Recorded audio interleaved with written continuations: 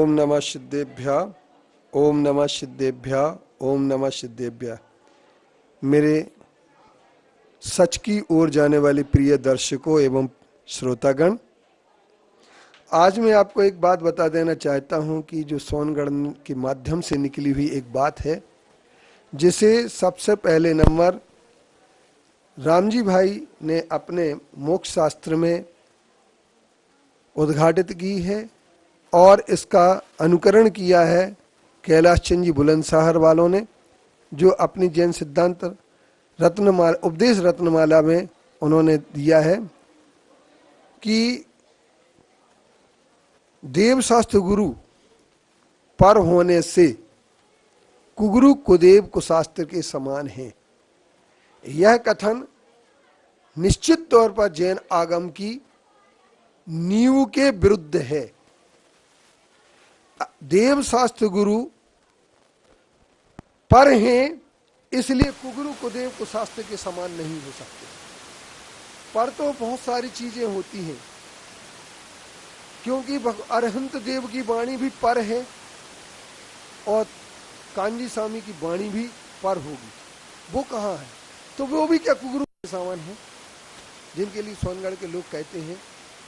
अगर आपके लिए एक विशेष बात मैं कह देना चाहता हूं, उस पर आपको विचार करना पड़ेगा। गोमटसार जीव कांड की गाथा पर आपको विचार करना होगा कि जहां पर उन्होंने दो प्रकार की बातें कही हैं कि दर्शन मोहिनी की प्रकृति में, मिथ्यात्व की प्रकृति के बंद होने में सबसे पहले नंबर अनायतन नोकर्म बनता है, और सम्यक्त प्रकृति और सम्यक्त की ओर बढ़ने के लिए आयतन होते हैं। जिन आगम में कहा गया है कि जो जानदि अरहंते दब्बत गुणत पज्यते हम सो जानदि अप्पानम मोह खलु तस्य लयम। आचार्य कुंद देव प्रवचन सार की 80वीं गाथा में ये कहते हैं कि जो अरिहंत को द्रव्य से, गुण से, पर्याय से जानता है, वह अपनी आत्मा को जानता है। जो अपनी आत्मा को जानता है, उसी के मोह का नाश होता है। इस बात को जब हम समझ लेंगे तो अरिहंत मोह के नष्ट करने में निमित्त हुए, तो क्या वो कुगुरु कुदेव कुशास्त्र के समान हो सकते हैं? अरिहंत की वाणी जिनकी हम निरंतर पूजन करते हैं, देव शास्त्र गुरु की पूजन करते हैं और ये कहते हैं गुरु की महिमा वर्णी न जाए, गुरु नाम जपो मन वचन काय, ये सब बातें हम कहते हैं। तो हमारे यहाँ सम्मत नान चरणों तीन भक्तिम कुनई सावगो समनो तस्सदु निपति भक्ति होदिति निजनेह पन्नतम। अष्टपौहों की यह गाथा हमारे लिए सामने रख देते हैं जब हम, तो उस गाथा में आता है सम्यक ज्ञान और आचरण की जो भक्ति करता है, रत्नत्रय की भक्ति करता है, वह श्रावक और श्रवण निर्वाण भक्ति करने के कारण से ये भक्ति आवश्यक अधिकार में नियम सार की ये गाथा भी है। और जिस गाथा में ये कहा जाता है कि होदि जिनोत्तम पयानत्तम, वह जिनेन्द्र के परायण हो जाता है, अर्थात उसके मोह का नाश हो जाता है। एक बात और मैं आपसे आगे की कह दूं, जो सठखंड आगम की 6वीं पुस्तक में कही गई है कि कदम जिनबिंब दंसनादो सम्मत्तोत्पत्ति, जिनबिंब के दर्शन करने से सम्यक्ति की उत्पत्ति कैसे होती है।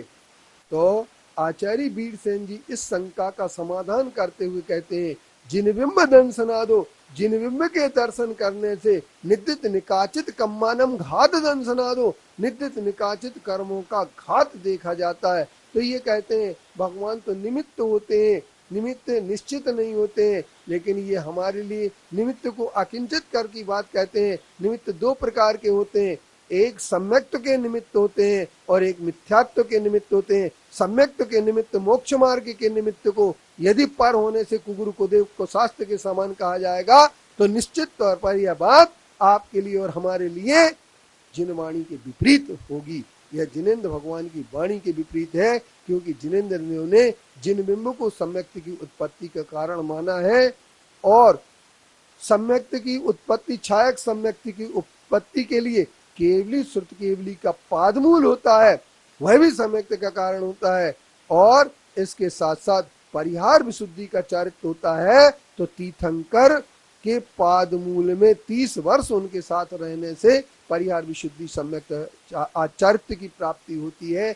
इस कारण से हम ये कह सकते हैं कि देव शास्त्र गुरु को पर मान करके कुगुरु कुदेव कुशास्त्र के समान कहना ये बहुत बड़ी भूल होगी। नियम सार में पद्मबल दल प्रबलधारी देव कहते हैं कि जो संसार में रह करके अरिहंत की भक्ति नहीं करता है, वह नियम से समुद्र में रहकर जैसे कोई मगर से बैर करता है, ठीक इसी तरीके से यह भी करता है। हमें इस बात पर समझना होगा और हमारे लिए इस बारे में चिंतन करना पड़ेगा कि देव शास्त्र गुरु पर हैं, पर होने के साथ साथ मोक्ष मार्ग में साधक हैं, बाधक नहीं है। जबकि कुगुरु कुदेव और कुशास्त्र पर हैं, पर मोक्ष मार्ग में बाधक हैं। इसलिए साधक को कभी उनकी समानता, बाधक और साधक को समान नहीं कहा जा सकता है। यह तर्क का यूं कहना चाहिए कि तर्क का अतिरेक है और इसमें अति प्रसंगता ही आएगी और इससे जिनवाणी का अपलाप ही होगा। ओम शांति।